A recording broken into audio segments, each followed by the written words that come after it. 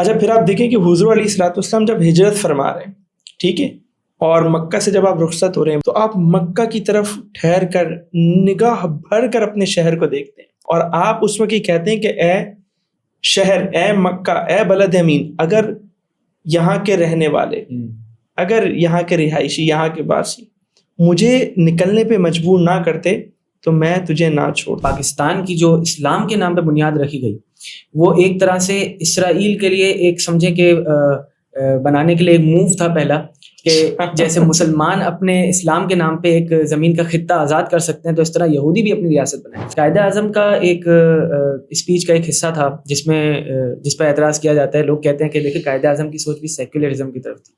وہ کہتے ہیں کہ قائد اعظم نے کہا you are free to go to your mosque, آپ سب آزاد ہیں اپنے مندروں میں جانے کے لیے، آپ سب آزاد ہیں اپنی مسجدوں میں جانے کے لیے اور کسی بھی اور عبادت گاہ میں جانے کے لیے اس مملکت پاکستان میں۔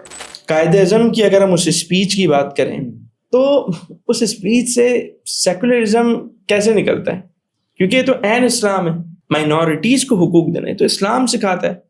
مذہبی آزادی، اتنی مذہبی آزادی کہ بھائی ایک اگر ہندو ہے تو وہ مندر میں جا سکے، ایک اگر کرسچن ہے تو وہ چرچ میں جا سکے، ایک اگر سکھ ہے تو وہ گردوارے میں جا سکے۔ اقبال کی میں اگر آپ کو بات بتاؤں، اقبال کا آپ نے وہ سنا ہے، آج بھی چلتا ہے ہندوستان میں، سارے جہاں سے اچھا ہندوستان ہمارا، جی اس طرح کر کے سنا ہے نا آپ نے؟ ہاں سنا۔ آپ کو پتہ ہے اقبال نے کب لکھا؟ 1904 میں، جب اقبال وطن پرستی کے قائل تھے، نیشنلزم کے بڑے سپورٹر تھے۔ 1905 میں اقبال کہاں جاتے ہیں؟ یورپ جاتے ہیں۔ 1908 میں اقبال واپس آتے تو آپ لکھتے ہیں ترانہ ملی، امت کے بارے میں، قوم کے بارے میں، چین و عرب ہمارا، یہ ہندوستان ہمارا، مسلم ہے ہم، وطن ہے سارا جہاں ہمارا، توحید کی امانت سینوں میں ہے ہمارے، آسان نہیں مٹانا نام و نشاں ہمارا، مغرب کی وادیوں میں کوجی ازاں ہماری، تھمتا نہ تھا کسی سے سیل رواں ہمارا۔ یار آپ کون ہوتے ہیں لائن کھینچ کر مجھے بتانے والے کہ بھائی تم یہ ہو، لائن کھینچ کر اس کو بتانے والے مطلب who are you؟ کس نے آپ کو اتھارٹی دی؟ کس نے آپ کو اختیار دیا کہ آپ مجھے خانوں میں بانٹ دیں؟ پاکستان سے جو محبت ہے نا وہ وطن پرستی نہیں ہے، کیونکہ پاکستان سے محبت اسلام سے محبت ہے۔ قائد اعظم کا ایک کال بھی اس طرح کا ملتا ہے نا، بھائی پاکستان کی بنیاد تو بر صغیر میں اس دن رکھ دی گئی تھی جس دن بر صغیر میں پہلے شخص نے کلمہ طیبہ لا الہ الا اللہ پڑھا تھا۔ پاکستان کے بارے میں جو ایک نظم لکھی تھی اصغر سودائی نے، شب ظلمت میں گزاری ہے، اٹھ وقت بیداری ہے، جنگ شجاعت جاری ہے، آتش و آہن سے لڑ جا، پاکستان کا مطلب کیا؟ لا الہ الا اللہ۔ قائد اعظم نے اس نظم کے بارے میں فرمایا تھا کہ اصغر سودائی کا 25% حصہ ہے پاکستان بنانے میں۔ اقبال نے کہا نا، تیری خودی میں اگر انقلاب ہو پیدا، عجب نہیں کہ چار سو بدل جائے۔ تو اصل چیز کیا ہے کہ اپنے آپ کو ہم بدلنے کی کوشش کریں۔ قدرت اللہ صاحب جن کا تعلق پاکستان سے، شہاب نامہ ان کی اتنی موٹی بک ہے، اسی میں واقع ہے، اور ایک یہودی پروفیسر کے گھر میں رکے اور وہاں پہ انہوں نے قائد اعظم کی پکچر دیکھی، پوچھا یہ کون ہے، کون شخص ہے؟ تو یہودی پروفیسر نے کہا کہ اس کا نام محمد علی جناح ہے، اس نے اسلام کے نام پر ایک زمین حاصل کی ہے، اور کہا کہ اگر اسلام وہاں پر نافذ ہونے میں ناکام ہو گیا تو اس یہودی پروفیسر کا کہنا تھا پھر پوری دنیا میں اسلام کہیں نافذ نہیں ہو سکتا۔ بسم اللہ الرحمن الرحیم، السلام علیکم۔ میں محمد مشتبہ عرفان سیرہ اینڈ سوسائٹی سے آپ کے لیے ایک اور پوڈ کاسٹ لے کے حاضر ہیں۔ ہمارے ساتھ حافظ احمد یوسف صاحب موجود ہیں۔ السلام علیکم۔ وعلیکم السلام۔ حافظ صاحب کیا حال چال، کیسے مزاج ہیں؟ الحمدللہ، آپ ماشاءاللہ جشن آزادی کی تیاری؟ بس اللہ کا شکر، یہ اسی کا موقع ہے، اسی کے ساتھ آپ کے کچھ بات لے کے حاضر ہیں آپ کے پاس۔ یہ حب الوطنی من الایمان، یہ حدیث پاک تو نہیں ہے، یہ بات تو کلیئر ہے، پھر اس سے ہم کیا سمجھیں، یہ کیا ہے؟ اچھا ہاں، بہت ٹیکنیکل آپ نے بات پوچھی ہے کہ یہ ہے کہ حدیث پاک تو نہیں ہے، تو پھر اس کا مطلب کیا ہے؟ دیکھیں بات تو یہ سچ ہے، حقیقت ہے۔ کس طرح کہ یہ فطرت میں ہے، وطن سے محبت کیا ہے؟ فطرت میں جہاں بندہ پیدا ہوتا ہے نا اس کو اس جگہ سے محبت ہوتی ہے، بندے کو اپنے گھر سے محبت ہوتی ہے، بندہ جس علاقے میں رہتا ہے، جس ایریا میں رہتا ہے اسے وہ ایریا پسند آتا ہے۔ تو یوں جس جگہ بندہ پیدا ہوتا ہے، جس جگہ اس کا جو ہے وہ گزر بسر ہوتا ہے، جہاں اس کی رہائش ہوتی ہے، جہاں اس نے اپنی زندگی کا ایک طویل عرصہ گزارا ہوتا ہے، تو اس مقام سے محبت یہ ایک فطری محبت ہے. ٹھیک ہے. ٹھیک. اور اسلام جو ہے نا یہ فطری مذہب ہے, فطرت کے قریب مذہب ہے. تو یوں کہا گیا کہ وطن کی محبت تو گویا اسلام ہی ہے. یعنی تو اس کے بارے میں آپ کیا کہیں گے حافظ صاحب کہ جو لوگ ملک چھوڑ کے جا رہے ہیں تو کیا ہم انہیں ایمان کی کمی کا شکار کہتے ہیں, کیا کہتے ہیں؟ نہیں, ایسا نہیں ہے. جو لوگ ملک چھوڑ کے جاتے ہیں یہ مطلب تھوڑی کہ وطن سے محبت نہیں کرتے. بہت ساری وجوہات ہوتی ہیں, بہت ساری سمجھیں اغراض ہوتی ہیں, بہت سارے ریزنز ہوتے ہیں, مجبوریاں ہوتی ہیں, بہت ساری وجوہات ہوتی ہیں. کچھ لوگوں کو ظاہر ہے کہ اب پاکستان کی اگر ہم بات کریں اسپیشلی تو پاکستان کے حالات ایسے ہیں کہ کچھ لوگ اپنا فائنینشیل اسٹیٹس بہتر کرنے, کچھ لوگ اپنے پاسپورٹ کی رینکنگ بہتر کرنے. تو دیر آر ملٹیپل ریزنز نا کہ why people are going abroad. ٹھیک ہے, موونگ ابراڈ. تو بہت سارے ریزنز ہو سکتے ہیں, لیکن اس کا یہ مطلب نہیں کہ وہ غدار وطن ہے یا انہیں وطن سے محبت نہیں ہے. تو وطن سے محبت ہونی چاہیے اور یہ فطرت کا پارٹ ہے. آپ دیکھیں قرآن پاک کی ایک آیت ہے سورہ توبہ کی. اللہ تعالیٰ ارشاد فرماتا ہے کہ تمہارے دلوں میں, پوری آیت نہیں پڑھ رہا, اللہ تعالیٰ فرماتا ہے تمہارے دلوں میں اگر تمہارے گھر والوں کی محبت ہے, تمہارے بھائی بہنوں کی محبت ہے, تمہارے والدین کی محبت ہے, تمہارا جو مال تجارت ہے اس کی محبت ہے تمہارے دلوں میں, وہ مساکن تردونہا, اور تمہارے مساکن جہاں تم رہتے ہو جس کو تم پسند کرتے ہو اس کی محبت ہے, تو اللہ تبارک و تعالیٰ ان تمام محبتوں کی ممانعت نہیں فرماتا کہ ان سے محبت کرنا غلط ہے, بلکہ اللہ تعالیٰ فرماتے ہیں اگر ان کی محبت اللہ اور اس کے رسول کی محبت سے بڑھ جائے تب تم خطرے میں ہو. ٹھیک ہے. تو وطن سے محبت کیا ہوا, جائز ہے, قرآن بھی ہمیں یہی سکھا رہا ہے. تو اچھا اب نبی کریم علیہ السلام کی ہم سیرت دیکھیں. حضور علیہ الصلوۃ والسلام کی سیرت میں تو بڑے ہمیں واضح آثار ملتے ہیں کہ نبی کریم علیہ الصلوۃ والسلام کو اپنے وطن سے جو ہے وہ کس طرح محبت تھی, اپنی سرزمین سے کس طرح محبت تھی. آپ اندازہ کریں کہ نبی کریم علیہ الصلوۃ والسلام پر جب وحی آتی ہے پہلی مرتبہ, حضرت خدیجہ الکبریٰ انہیں لے کر جاتی ہیں ورقہ بن نوفل کے پاس. ورقہ بن نوفل بہت ساری باتیں پوچھتے ہیں, بہت ساری باتیں بتاتے ہیں, اور آخر میں ایک بات کہتے ہیں کہ آپ کی قوم جو ہے نا آپ کو اس سرزمین سے, مکہ سے نکال دے گی. حضور علیہ الصلوۃ والسلام اس وقت چونک کر حیرت انگیز انداز میں, حضور علیہ الصلوۃ والسلام تعجب خیز انداز میں پوچھتے ہیں ابا مخرجی, یا کیا وہ مجھے میرے وطن سے نکال دیں گے؟ تو حضور علیہ الصلوۃ والسلام کا یہ جو تعجب سے پوچھنا ہے, حیرت انگیز انداز سے جو پوچھنا ہے, اس پر علماء نے باقاعدہ یہ لکھا ہے کہ یہ نبی کریم علیہ الصلوۃ والسلام کی وطن سے محبت کی علامت ہے. اچھا پھر آپ دیکھیں کہ حضور علیہ الصلوۃ والسلام جب ہجرت فرما رہے ہیں, ٹھیک ہے, اور مکہ سے جب آپ رخصت ہو رہے ہیں, بلد امین سے جب آپ رخصت ہو رہے ہیں, تو آپ مکہ کی طرف ٹھہر کر نگاہ بھر کر اپنے شہر کو دیکھتے ہیں, مکہ کو دیکھتے ہیں. یعنی آج بھی نہیں ہوتا کہ ہم کسی چیز کو جب چھوڑ رہے ہوں, رخصت ہو رہے ہوں, تو ہم کیسے جو ہے نا وہ نگاہ بھر کے اس کو دیکھتے ہیں. کوئی آپ کا اپنا پیارا وطن سے باہر جا رہا ہو, ٹھیک ہے, کچھ وقت کے لیے, کچھ عرصے کے لیے اگر وہ آپ سے رخصت ہو رہا ہو, آپ اسے کیسے نگاہ بھر کے دیکھتے ہیں.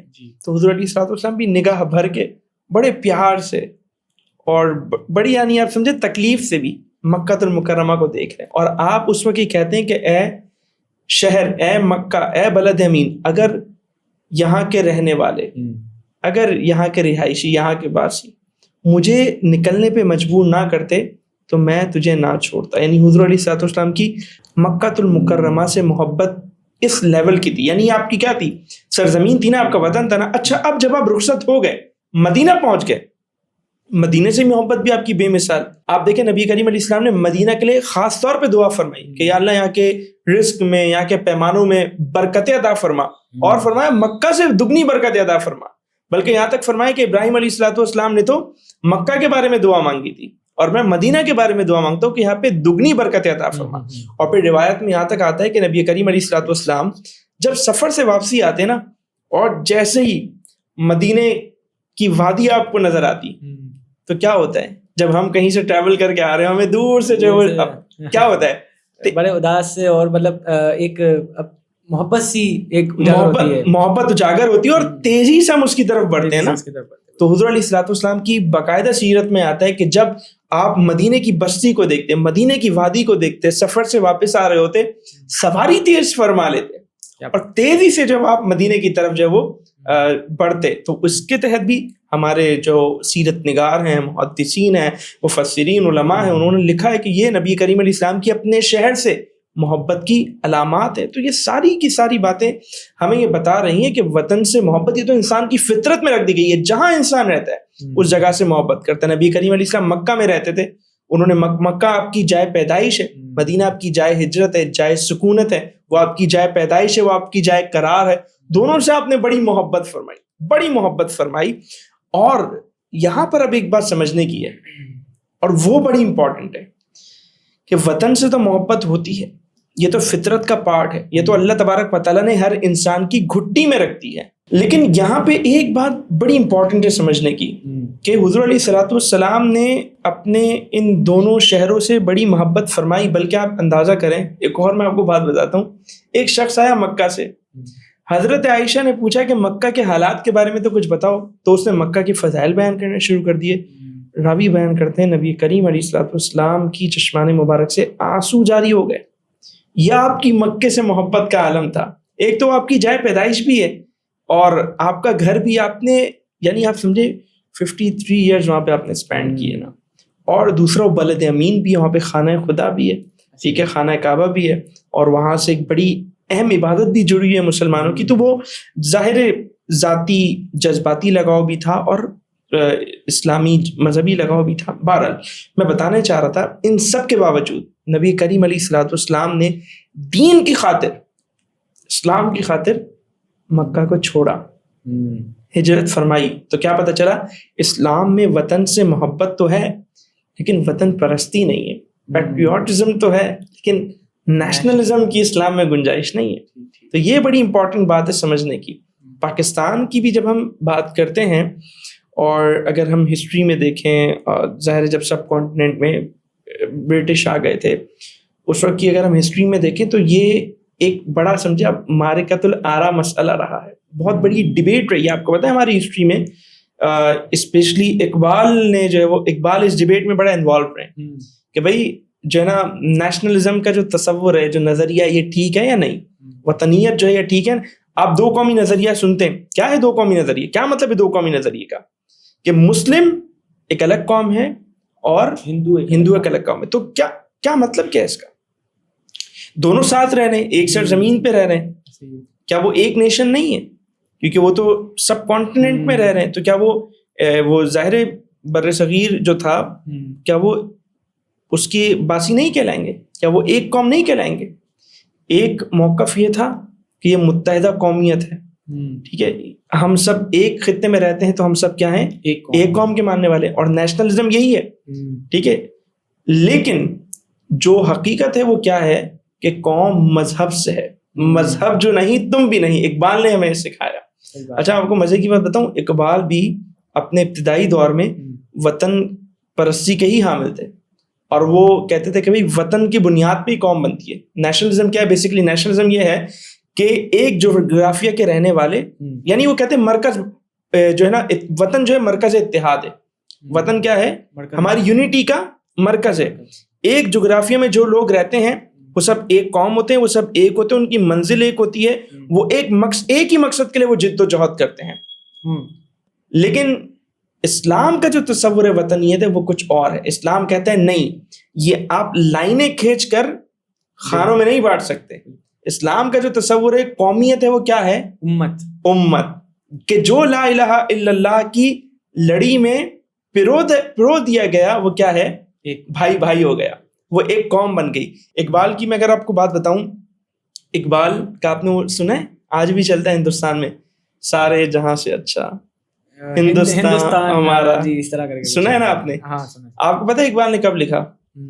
1904 میں, جب اقبال وطن پرستی کے قائل تھے, نیشنلزم کے بڑے سپورٹر تھے.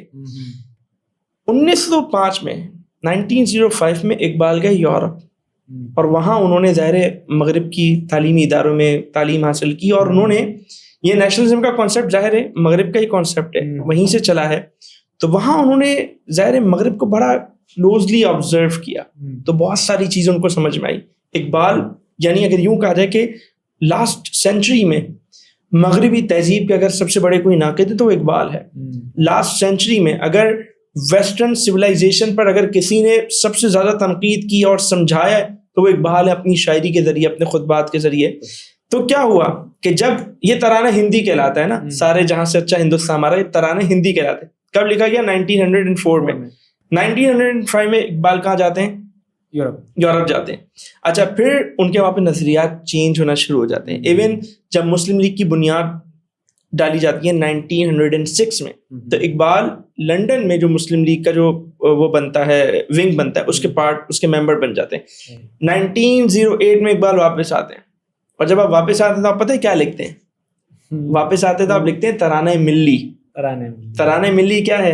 امت کے بارے میں، امت کے بارے میں، قوم کے بارے میں. چین و عرب ہمارا، یہ ہندوستان ہمارا، مسلم ہے ہم، وطن ہے سارا جہاں ہمارا، توحید کی امانت سینوں میں ہے ہمارے، آسان نہیں مٹانا نام و نشاں ہمارا، مغرب کی وادیوں میں کوجی ازاں ہماری، تھمتا نہ تھا کسی سے سیل رواں ہمارا. تو یہ جو ہے نا، اقبال نے پھر اس وقت یہ جو وطن پرستی جو ہے اس کو کاؤنٹر کیا، اور پھر اقبال نے وطنیت کے نام سے پوری ایک جو ہے وہ نظم بھی لکھی.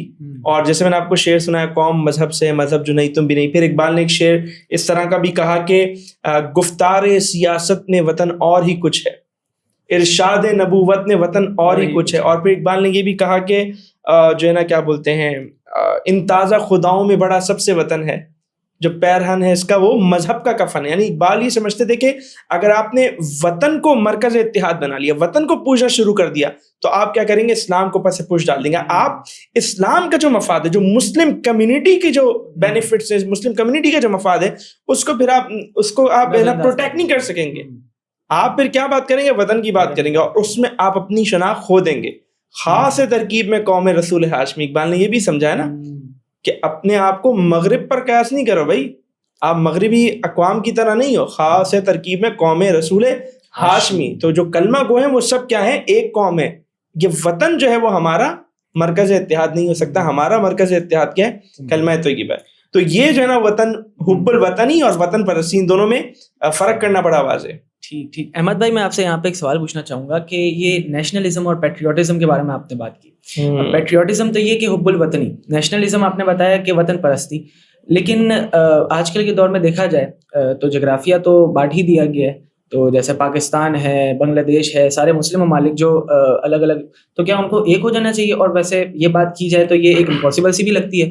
تو اس کے بارے میں کیا ہمیں عمل؟ دیکھیں ہوا یہی ہے ہمارے ساتھ، جب خلافت کا نظام ختم ہوا، وہ اسی لیے ختم ہوا تاکہ ہمیں ٹکڑوں میں بانٹ دیا جائے.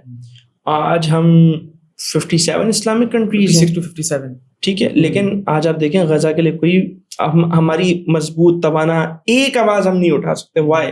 Because we are divided.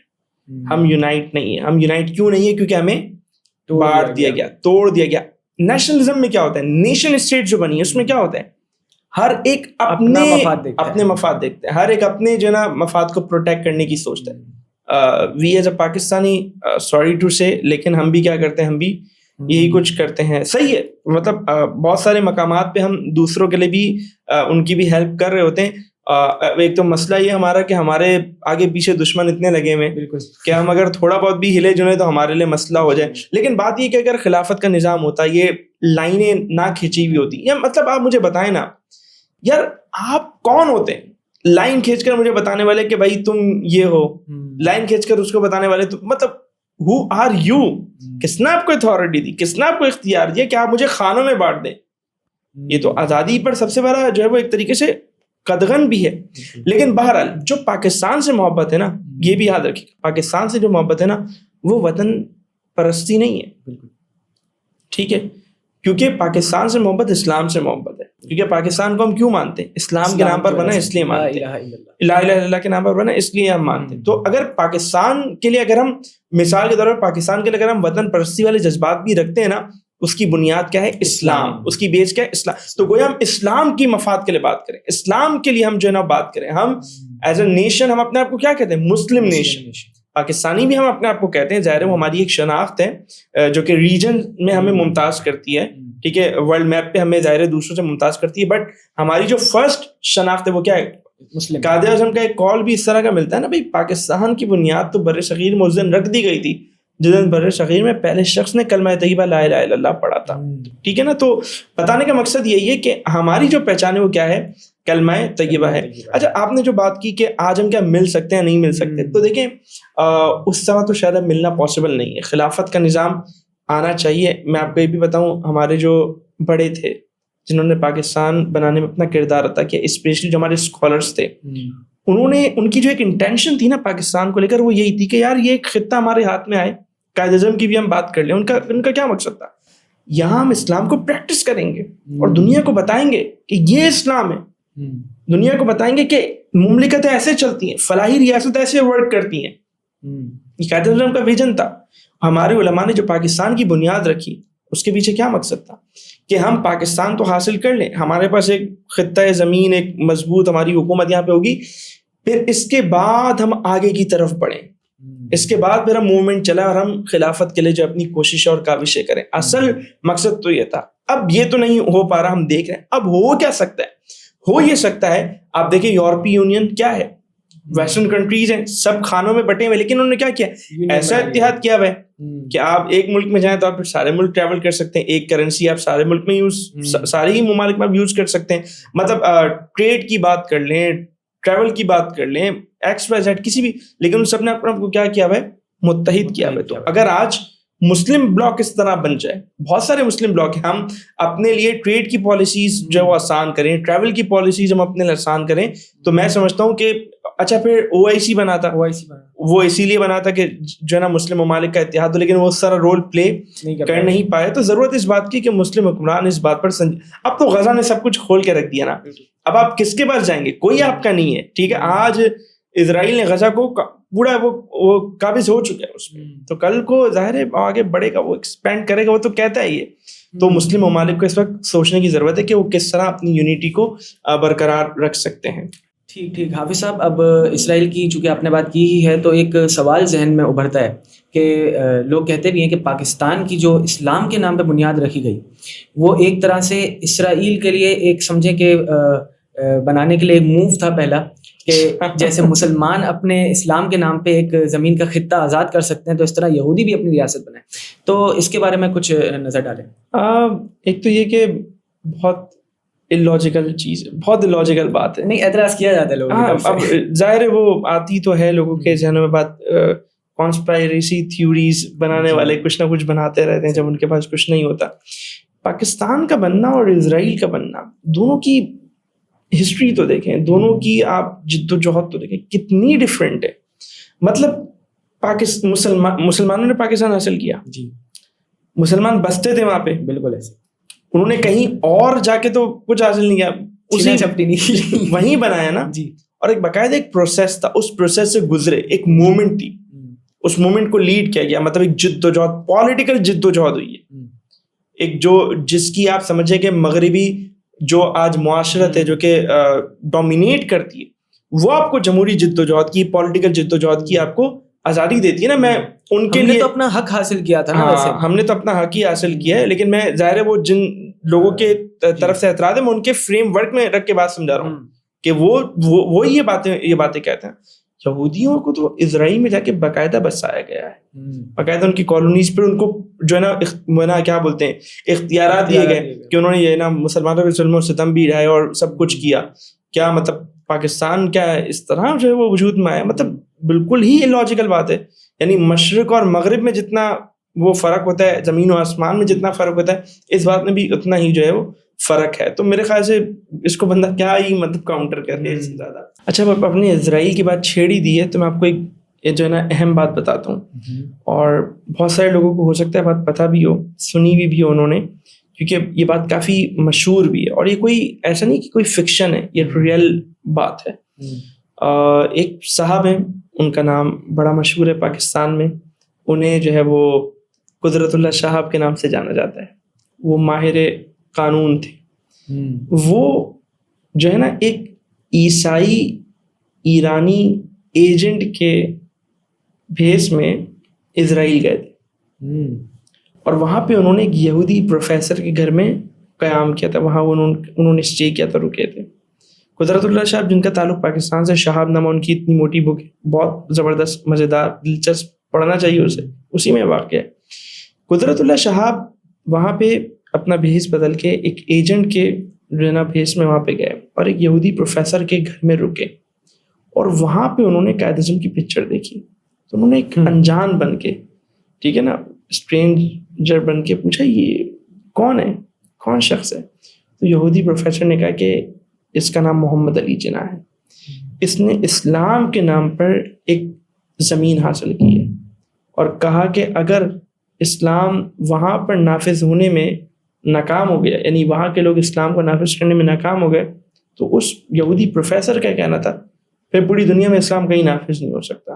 یعنی آپ اندازہ کریں کہ یہودی اسلام کو اور پاکستان کو کس نگاہ سے دیکھ رہے ہیں. آج بھی آپ دیکھیں لوگ سمجھتے ہیں, آپ دیکھیں نا نتن یاہو کی اسپیچز اس بات پہ کہا ہے, وہ کہتے ہیں ہمارا دشمن کون ہے, ایک ایران اور ایک پاکستان. تو یہ بات بڑی سمجھنے والی ہے. جی ایسا ہی ہے بالکل. اچھا, قائد اعظم کی پکچر انہوں نے وہاں دیکھی, تو قائد اعظم سے ریلیٹڈ ہی کچھ بات کرتے ہیں. قائد اعظم کا ایک اسپیچ کا ایک حصہ تھا جس پہ اعتراض کیا جاتا ہے. لوگ کہتے ہیں کہ دیکھیں قائد اعظم کی سوچ بھی سیکولرزم کی طرف تھی. وہ کہتے ہیں کہ قائد اعظم نے کہا you are free to go to your mosques, temples etcetera. تو اس کے بارے میں کیا حقیقت ہے؟ یعنی قائد اعظم نے یہ واقعی کہا؟ آپ کو بھی یہ جملے رٹے ہوئے, مطلب اتنا لوگوں نے پڑھائے گئے.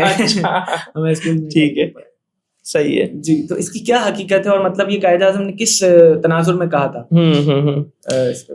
سیکولرزم کیا ہے؟ سب سے پہلے تو یہ سمجھ لیں سیکولر اسٹیٹ اور اسلامک اسٹیٹ میں کیا فرق ہے. دیکھیں سیکولر اسٹیٹ کہتے ہیں کہ جہاں پر اسٹیٹ کا کوئی مذہب نہ ہو, اسٹیٹ کسی مذہب کا پابند نہ ہو. اسلامک اسٹیٹ کیا ہے کہ جہاں پر اسٹیٹ جو وہ اسلام کے قوانین کے مطابق اپنی پالیسیز بنائے, اپنے قانون بنائے, ٹھیک ہے. یعنی اسٹیٹ کا جو قانون ہے, اسٹیٹ کی جو پالیسیز ہیں وہ قرآن و سنت کے تابع ہوں, قرآن و سنت کے مطابق جو ہے وہاں پہ قوانین بنے. جبکہ سیکولر اسٹیٹ میں کیا ہوتا ہے کہ وہاں پہ قرآن و سنت مطلب مذہب کا نظام ہوتا ہی نہیں ہے. وہاں پہ جو ہے نا کیا ہوتا ہے, انہوں نے اپنے لیے ایک جمہوریت کا ایک نظام بنایا ہوا ہے. یعنی جو پبلک کہے گی, جو زیادہ لوگ کہیں گے, جو اکثریت کہے گی, ٹھیک ہے, تو وہ اس کا نظام وہ قانون بن جائے گا, وہ نظام وہاں پہ نافذ ہو جائے گا, رائج ہو جائے گا. قائد اعظم کی اگر ہم اس اسپیچ کی بات کریں تو اس اسپیچ سے سیکولرزم کیسے نکلتا ہے, کیونکہ یہ تو عین اسلام ہے, مائنورٹیز کو حقوق دینے تو اسلام سکھاتا ہے. مذہبی آزادی, اتنی مذہبی آزادی کہ بھائی ایک اگر ہندو ہے تو وہ مندر میں جا سکے, ایک اگر کرسچن ہے تو وہ چرچ میں جا سکے, ایک اگر سکھ ہے تو وہ گرودوارے میں جا سکے. وہ یہ تلوار کی زور پہ آپ نہیں کروا سکتے, اس کا یہی مراد ہے؟ نہیں, یہ مذہبی آزادی تو اسلام دیتا ہے نا کہ بھائی اگر ایک اسلامی ریاست ہے, وہاں پر اگر جو ہے وہ غیر مسلم رہ رہے ہیں, کفار رہ رہے ہیں, تو ان سے جزیہ لیا جاتا ہے, ایک اماؤنٹ لی جاتی ہے, اور وہ ذمی کہلاتے ہیں, اور انہیں مذہبی آزادی ہوتی ہے, انہیں معاشرتی معاملات وغیرہ آپ ان سے ڈیلنگ کر سکتے ہیں, اور انہیں مذہبی آزادی ہوتی ہے کہ اپنے مذہبی رسومات آزادی سے کریں, وہ جو ان کی ایک عبادت گاہ ہے, جو ان کی حدود ہے, اس میں رہتے ہوئے کوئی ان کو نہیں روکتا. یہ تو عین اسلام ہے. میں آپ کو ایک مثال دیتا ہوں, آل انڈیا سنی کانفرنس, یہ آپ نے سنا ہے اس کے بارے میں؟ آل انڈین مسلم کانگریس, آل انڈیا سنی کانفرنس, یہ 1946 میں اس کا انعقاد ہوا بنارس میں. اس کے بارے میں کہا جاتا ہے کہ اس میں 5000 مشائخ, 7000 علماء اس میں تھے, اور 2 لاکھ عوام تھی, مسلم عوام. اتنی بڑی ایک کانفرنس تھی. اس کانفرنس میں جو خطبہ استقبالیہ دیا گیا, ویلکم اسپیچ دی گئی, وہ ایک بہت بڑے انڈیا کے عالم تھے, اسکالر تھے, انہوں نے دی. اور اس خطبہ استقبالیہ میں انہوں نے کہا کہ جی اسلامک حکومت جو ہم چاہتے ہیں, جو پاکستان ہم چاہتے ہیں, وہاں ہم یہ چاہتے ہیں کہ قرآن و سنت کی پابندی اور اسلامی حکومت ہو, وہاں پہ اسلام کے مطابق قانون چلے, اور غیر مسلم جو ہیں ان کو ان کے مذہبی آزادی ملے, ان کے طریقوں سے چلایا جائے. تو یہ بات تو اسکالرس کرتے ہیں, کیونکہ یہ بات کوئی نئی تھوڑی ہے, یہ سیکولرزم نہیں ہے, سیکولر, یہ قرآن و سنت کی تعلیم ہے. آپ دیکھیں کہ قائد اعظم سے جب مائنورٹیز کے رائٹس کے بارے میں پوچھا گیا, قائد اعظم سے پوچھا کہ آپ تو اسلامک اسٹیٹ بنا رہے ہیں, وہاں مائنورٹیز کا کیا ہوگا؟ تو قائد اعظم نے بتایا کہ بھائی اسلام نے مائنورٹیز کو رائٹس دیے ہیں, اور قائد اعظم نے یہ تک بتایا کہ ہمارے نبی صلی اللہ علیہ وآلہ وسلم نے غیر مسلموں کے ساتھ نہ صرف عدل کیا بلکہ عدل سے بڑھ کر ان پہ فضل کیا. ایک ہوتا ہے عدل, عدل کا مطلب کیا ہے کہ جو جس چیز کا حقدار ہے آپ اسے وہ دے دیں, یہ عدل ہوتا ہے. اور فضل کیا ہوتا ہے کہ آپ اس کو بڑھا کے دیں. تو قائد اعظم نے کہا تو ہمارے نبی نے تو غیر مسلموں کے ساتھ اس حد تک سلوک کیا ہے.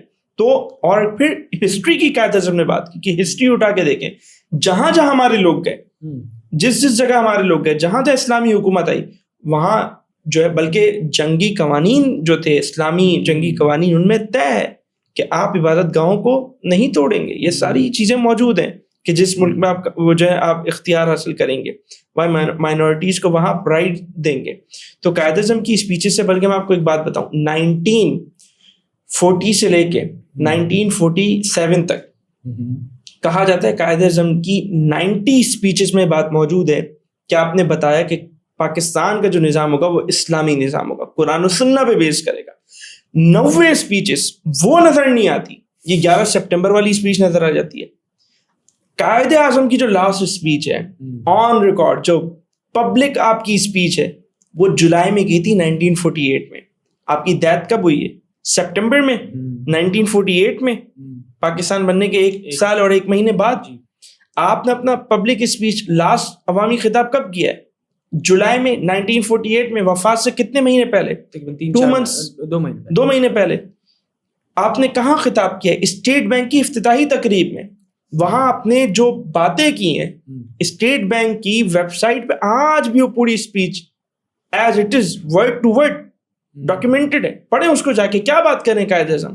اسلامک نظام کی بات، اسلامک اکنامک سسٹم کی بات کر رہے ہیں، سود کی مخالفت کر رہے ہیں، اور کہہ رہے ہیں کہ ہم ایسا اسلامک اکنامک سسٹم لائیں گے، مغرب کو دکھائیں گے کہ سود کے بغیر اکانومی کیسے چلتی ہے. اور آپ کہہ رہے ہیں جی قائد اعظم، یعنی ایک اسپیچ کو پکڑ کے آپ نے جو وہ ڈنڈورا پیٹا ہوا ہے. 90 اسپیچز آپ کو نظر نہیں آ رہی. اور یہ بات کہ پاکستان کا جو قیام ہے وہ اسلام کے نام پر تھا، ٹھیک ہے، یہ بات اس کو پروف کرنا بالکل ایسے ہی ہے جیسے سورج کو چراغ دکھانا. بھائی اگر ہمیں اسلام کے نام پر ملک چاہیے ہی نہیں تھا، پھر ہم وہیں رہتے نا. بالکل. مطلب فائدہ کیا ہے ایک الگ ملک؟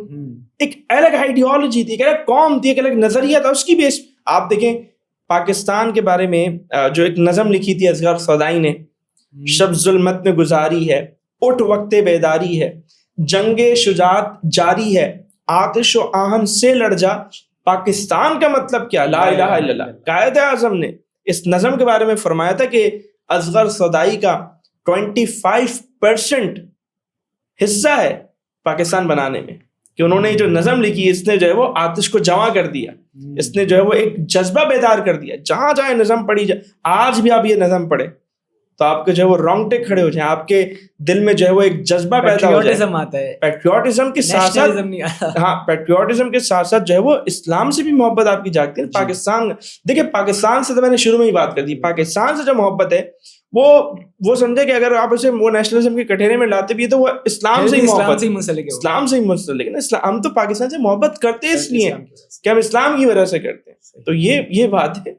ٹھیک حافظ صاحب، اس بات سے تو ویسے ہمیں یہ بھی کافی معلوم ہوتا ہے کہ ہمارے جو بڑے تھے جنہوں نے ملک بنایا، جس میں ساتھ دیا، ان کی کتنی گہری نظر ہوتی تھی کہ اسلامی باتوں پہ، اور وہ سیکولرزم کے خلاف، اور پورا اسلام کا جو ایک نقشہ ہے اس کے تحت پاکستان کو انہوں نے جو ہے بنانے کی کوشش کی کہ یہاں پہ وہ نافذ کریں. ہاں خیر اب تک وہ اسلام اس طرح یا نافذ نہیں ہو سکا، اس کی ظاہر بہت ساری وجوہات ہیں، اس طرح نہیں ہوا. لیکن ایک مسلم کنٹری ہے، اور میرا سوال بھی آپ سے یہی ہے کہ ایک مسلم کنٹری ہے، ہم نے اس کو اسلام کے نام پہ حاصل کیا، ہمارے آبا و اجداد نے اس کے لیے یہاں ہجرت کی، اور اب ہم ہی یہاں سے جو ہے کچھ نوکریوں کے لیے اور کچھ ڈالروں کے لیے یہاں سے اگر چلے جائیں تو اس کو کیا کہیں گے آپ؟ اس کو کیا آپ حب وطنی کے خلاف کہیں گے؟ پہلے تو آپ یہ بتائیں، آپ کو موقع ملے تو آپ جائیں گے نہیں جائیں گے؟ میرا تو موقع، مجھے تو ایسا نہیں لگتا میں جاؤں گا. اچھا آپ نہیں جائیں گے، اچھا صحیح ہے، چلیں اچھی بات ہے. اچھا بہرحال جہاں تک آپ کا سوال ہے کہ ہمارے لوگ جو ہجرت کر رہے ہیں، ظاہر ہے ہمارے آبا و اجداد نے بڑے، آپ نے اچھا پوائنٹ اٹھایا کہ انہوں نے ہجرت یہاں کی اسلامی وطن کے لیے، اور اب ہم ویسٹرن کنٹریز کی طرف اسپیشلی جو ہے نا وہ ہجرت کر رہے ہیں. دیکھیں ہجرت ہو سکتی ہے، ٹھیک ہے نا، ہجرت کی جا سکتی ہے. آپ ایک دوسری جگہ پہ جا سکتے ہیں، دوسرے کنٹری میں جا سکتے ہیں، اگرچہ وہاں غیر مسلموں کی حکومت ہو، وہاں آپ جا سکتے ہیں. اور اس کی شرط یہ ہے کہ وہاں پر بس شاعر اسلامی پر پابندی نہ ہو، اسلام کو پریکٹس کرنے میں آپ کو وہاں پہ رکاوٹ نہ پیش آئے. ٹھیک ہے، یہ بنیادی بات ہے. اگر آپ ایسی اسٹیٹ میں جا رہے ہیں، ایسے کنٹری میں جا رہے ہیں جہاں پر باقاعدہ اسلاموفوبیا بہت زیادہ ہے، وہاں پہ اسلامی شاعر پہ پابندیاں ہیں، تو ظاہر ہے وہاں آپ کا جانا جائز نہیں ہوگا، کہ خطرہ ہے نا کہ آپ اسلام کیسے پریکٹس کریں گے، اور آپ کی اگلی نسل تو تباہ ہو جائے گی. ویسے جہاں پہ اسلام پریکٹس کرنے کی آزادی ہے. نسلیں تو وہاں بھی کہیں نہ کہیں تباہ ہو بھی رہی ہیں, لیکن بہرحال تو اصولی بات تو یہ ہے. اب پاکستان کی جب ہم بات کرتے ہیں تو ایک پرابلم یہ بھی ہے نا کہ یہاں کے حالات, فائنینشیل حالات یہاں پہ بہت زیادہ جو ہے وہ بگڑے ہوئے ہیں, اور اسی وجہ سے لوگ جو ہے وہ ایسے ہیں. اب دیکھیں یہ بھی تو ایک بات ہے نا کہ جو غربت ہے, جو فقیری ہے, وہ بھی کفر لاتی ہے, یہ بھی ایک پوائنٹ ہے. اچھا, بہت سارے لوگ کہتے ہیں کہ جی پاکستان میں ظاہر مسائل ہیں تو پوٹینشیل بھی بہت ہے, اور جہاں مسائل ہوتے ہیں گرو کرنے کے چانسز بھی وہاں ہوتے ہیں. یہ ساری حقیقت اپنی جگہ ہیں, ایگزسٹ کرتی ہیں, لیکن کچھ گراؤنڈ ریالٹیز بھی ہیں. ٹھیک ہے, کچھ لوگوں نے بہت ترقی کی ہے ماشاء اللہ, لیکن کچھ لوگ نہیں کر سکے ہیں. ٹھیک ہے, اور کچھ لوگوں نے باہر جا کے ترقیاں کی ہیں, اور جو لوگ باہر گئے ہیں اور باہر جا کے جو لوگ یہاں پیسہ بھیجتے ہیں اس سے بھی ملک میں بہت بڑی کنٹریبیوشن, بہت بڑا ریمیٹنس کلیکٹ ہوا ہے اس سال. ایگزیکٹلی, بہت بڑی. آرمی چیف صاحب نے بھی کہا تھا نا اپنے خطاب میں, جو غیر ملکیوں سے انہوں نے اوورسیز پاکستانی سے جو انہوں نے کیا تھا, ہاں وہ تو ان کے شکر گزار ہوتے ہیں کہ آپ ریمیٹنس. ہاں, تو بہرحال تو بات اصل یہ ہے, ہجرت ہو سکتی ہے, اللہ یہ کہ آپ کو وہاں پہ شاعر اسلامی میں اسلام پریکٹس کرنے میں پرابلم نہ ہو. باقی جو ہے نا کیا بولتے ہیں, ظاہر ہے یہ ہمارا وطن ہے, ہماری سرزمین ہے, 5 وقت یہاں پہ اذانوں کی آوازیں گونجتی ہیں, ہماری نسل یہاں پہ ہم سمجھتے ہیں زیادہ سیکیور ہے, زیادہ محفوظ ہے, لیکن کچھ زمینی حقائق ایسے ہیں کہ ان کو بھی نظر انداز نہیں کیا جا سکتا. تو جو جا رہے ہیں ان پر بھی تان نہیں ہے, اور جو یہاں موجود ہیں ان کی ہمت, ان کے جذبے کو تو سلام ہے. ان کے لیے شرط یہ لگاتے ہیں ریمیٹنس بھیجیں گے. صحیح ہے, ٹھیک ہے. اچھا, کافی ہم نے باتیں تو کر لی, اب 14 اگست کے اس کا موقع ہے تو اسی کے بارے میں کچھ اور بات کرتے ہیں. تو ماشاء اللہ جھنڈے ونڈے لگا کے ہیں, اور اسی کے بارے میں پوچھ رہا تھا کہ ہمیں اسے منانا کیسے چاہیے, مطلب وہ باجے واجے بجائیں یا صرف بیج ویج لگا کے جھنڈے لگا کے. اچھا, میں تو پچھلے جو ہے نا 2-4 سال سے فیس بک پہ اسٹیٹس لگاتا ہوں 14 اگست کے موقع پہ, باجو والی عید مبارک. باجو والی یہ باجو والی عید بن گئی ہے نا, باجے ہی اس پہ جو ہے نا بج رہے ہوتے ہیں. تو خیر اب اس پہ بندہ کیا ہی بات کرے, مطلب یہ اتنی آبویس چیز ہے یار, مطلب اخلاقیات. اب وہی دیکھیں نا, پاکستان میں حرکتیں ہوتی ہیں تبھی تو لوگ بھاگتے ہیں. وہاں تو جو ہے نا اس طرح کا, مطلب ٹھیک ہے وہاں بہت ساری برائیاں ہیں, بہت ساری خرابیاں, اس کو ہم نظر انداز نہیں کر سکتے اور نہ ہم ان کی فیور کر رہے ہیں. لیکن یہ جو بنیادی ایتھیکل جو پرابلمز ہیں ہماری, جو مطلب حقوق العباد کی اتنی حق تلفی کہ مت پوچھیں. مطلب وہ کوئی بھی ایونٹ ہو, صرف 14 اگست نہیں, 14 اگست نہیں, کوئی بھی ایونٹ ہو, ہمارے حقوق العباد کی جو ہے نا حق تلفی ہم سمجھتے ہیں, ہمارا کوئی ایونٹ آ جائے تو ہم سمجھتے ہیں اب ہمارا کرنا ضروری ہو گیا. ہاں, حقوق العباد کی حق تلفی جو ہے نا اب ہمارا ضروری فرض ہو گیا. سیوک سینس ہمارے لوگوں میں ظاہر نہیں ہے. تو میں تو سمجھتا ہوں 14 اگست یا آزادی کے دن اس طور پہ منانے چاہیے کہ تو اپنے جو بزرگ ہیں ان کی قربانیوں کو یاد کیا جائے. پاکستان جس مقصد کے لیے حاصل کیا گیا تھا اس مقصد کو لوگوں تک پہنچایا جائے, اور لوگوں میں شعور بیدار کیا جائے کہ یار آپ ایک مہذب سوسائٹی کیسے بن سکتے ہیں. اس میں پیرنٹنگ کا بھی بہت بڑا ہاتھ ہے. پیرنٹنگ ہو گئی, ٹیچرس کا, بچوں کی تربیت, ٹیچرس کا پڑھانا, اساتذہ کردار بہت اہم ہے. آپ نے صحیح, بالکل صحیح توجہ دلائی. والدین اور اساتذہ, ان دو کا کردار بہت اہم, اور یہ سوشل میڈیا پلیٹ فارمس, ان کا کردار بھی بہت اہم ہے. اسی لیے ہم اس پہ جو ہے نا وہ ظاہر بات کرنے آئے ہیں. تو ظاہر جو ہے نا کیا کہتے ہیں, قطرہ قطرہ دریا بنتا ہے, اور ہماری کوشش ہونی چاہیے کہ شکوہ شب ظلمت سے تو کہیں اچھا تھا, اپنے حصے کی کوئی شمع جلاتے جاتے. تو ہم نے وہی شمع جلانے کی کوشش, اور سب سے اہم بات اپنے آپ کو ٹھیک کرنے کی نیت کریں. سب سے پہلے اپنے آپ کی انگلیاں نہ اٹھائیں نا اپنے آپ. اقبال نے کہا نا, تیری خودی میں اگر انقلاب ہو پیدا, عجب نہیں کہ 4 سو بدل جائے. تو اصل چیز کیا ہے کہ اپنے آپ کو ہم بدلنے کی کوشش کریں. لیجیے گا, لائک کر لیجیے گا, سبسکرائب کر لیجیے گا, تاکہ اس طرح کے مزید پوڈ کاسٹ آپ تک پہنچ سکے. السلام علیکم.